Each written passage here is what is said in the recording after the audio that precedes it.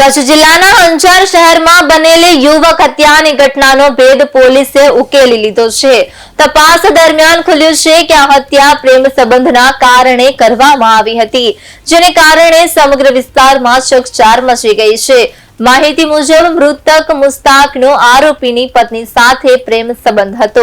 આ બાબત મુખ્ય આરોપી અસલમ સમાને ખબર પડતા તેણે ગુસ્સામાં આવી પોતાના સાથીદારો સાથે મળીને મુસ્તાકની હત્યાનું કાવતરું રચ્યું હતું। ત્યારબાદ યોગ્ય તક જોઈને મુસ્તાકને મોતને ઘાટ ઉતારવામાં આવ્યો હતો।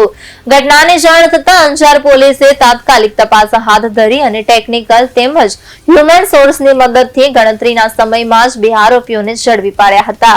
હાલમાં તેમની પૂછપરછ ચાલી રહી છે। જો કે આ કેસનો મુખ્ય આરોપી અસલમ સમા હજુ સુધી પોલીસ પકડથી દૂર છે।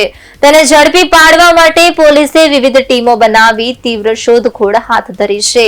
પોલીસે ટૂંક સમયમાં તેને પકડી પાડવાની આશા વ્યક્ત કરી છે।